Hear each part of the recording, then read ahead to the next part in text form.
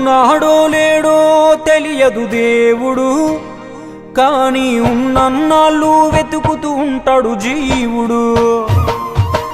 ఎవరన్నారో తెలియదు గాని ఆనాడు మానవ సేవే మాధవ సేవని ఓ మహనీయుడు.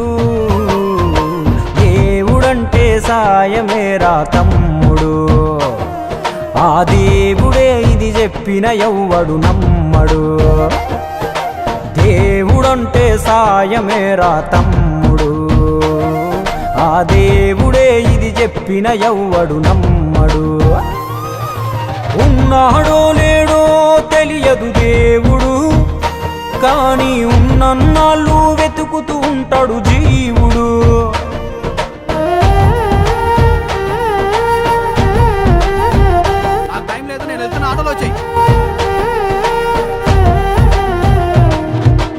అయాలదొడిగిన అంగీలాగే రాదుర పిలగా నీతో అనుకోకుండా నువ్వోతే. ఆయాసమెందుకు ఐసా పైసా అంటూ ఓ అనుమంతో నువ్వు మార్చగలవ తలరాతే.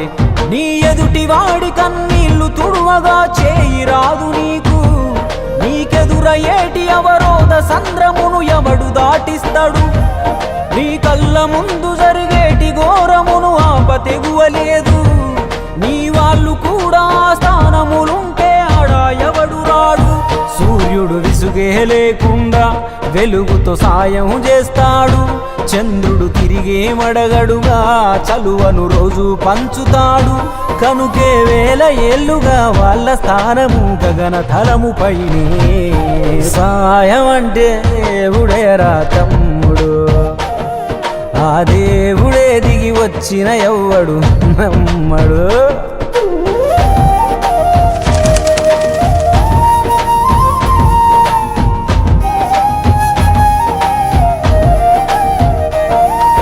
పిడికెడు కడుపుకు సాలద నీకు ఎందుకు ఆస్తులాశ, మూడో తరముల దాకా వరస నువ్వు శ్రమించి గట్టిన నీ ఇంట్లోనే ఉంచరు గోడకు ఫోటో, గుర్తుండదు నీ పేరేంటో. సాయం అంటే పైసలే కాదు, సంపదతో పనే లేదు, అవసరానికో మంచి మాట ముందేది సాటి రాదు. ఎనగేసుకున్న ఆస్తి పైన నీ పేరే ఉండదెప్పుడు, నువ్వు చేసుకున్న పుణ్యాల ఫలమే నీదయ్యా ఎల్లప్పుడు. నీకు ఎరుకే లేకున్నా మళ్ళీ కలవని వాళ్ళైనా, ఆపదలో నా మనిషుంటే దాపుగా నిలవాలిర కన్నా. మళ్ళీ తిరిగి తిరిగి అది నిన్ను చేరుతది ఏదో రూపానా, ఇంకేదో రూపానా. థ్యాంక్ యూ సార్, న్యాయంగానే కొన్నాను సార్, పక్కబట్టి కొట్టారు సార్. అబ్బా అమ్మా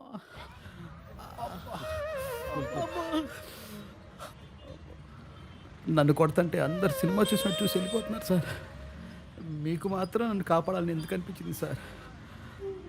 నీకు జరిగినట్టే నాకు ఒకరోజు జరిగింది. అందరూ సినిమా చూస్తున్నట్టు చూసి వెళ్ళిపోయారు, ఒక పెద్ద ఆయన మాత్రం వచ్చి నన్ను కాపాడాడు. ఆ సినిమా చూస్తున్నట్టున్నది నువ్వు, నన్ను కాపాడింది మీ నాన్న. నువ్వు సంపాదించుకున్నది నీకు ఏమాత్రం ఉపయోగపడిందో నాకు తెలియదు, మీ నాన్న చేసిన సాయమే నీకు ఈరోజు సాయపడ్డది. దేవుడంటే సాయమేరా తమ్ముడు, ఆ దేవుడే ఇది చెప్పిన ఎవ్వడు నమ్మడు. దేవుడంటే సాయమేరా తమ్ముడు, ఆ దేవుడే ఇది చెప్పిన ఎవ్వడు నమ్మడు.